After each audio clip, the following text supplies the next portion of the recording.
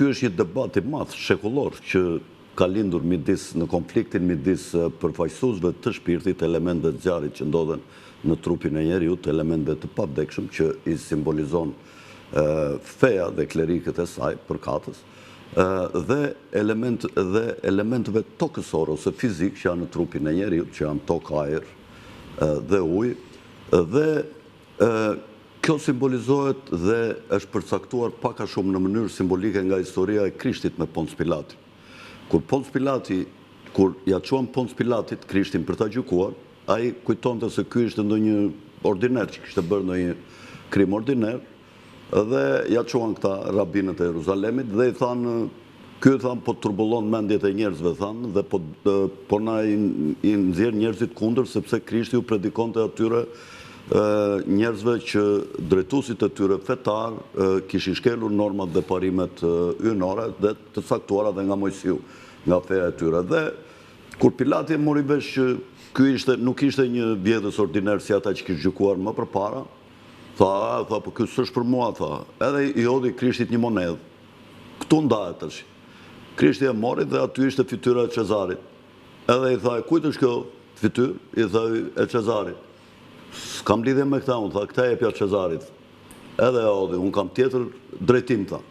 Tashi, midis perandorve në historinë e Romës...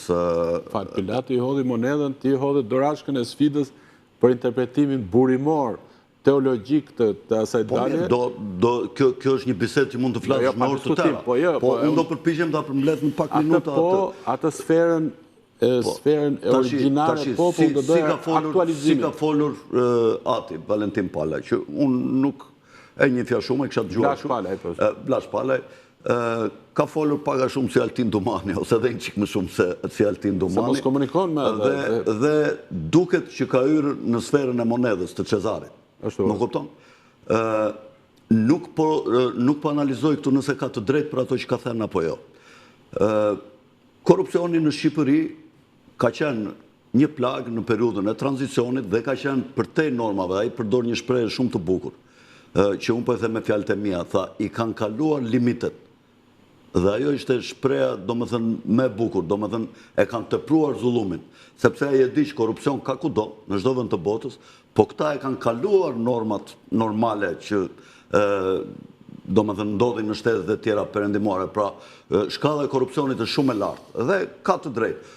Por unë mendoj që mënyra më e mirë e komunikimit midis dy sferave që duhet të ndodhë për feedback dhe njëra palë dhe pala tjetër, duhet të jenë të heshtura për publikun, jo në dalje publike. Mendoj unë, në takimet që këta bëjmë për festat, krerët e tyre të mazhorancave, sidomos të institucioneve qendrore të shtetit dhe krerëve fetar në për festat, krerët fetar e kanë për detyrë që kur qeverisja është e dobët, t'ja u thonë.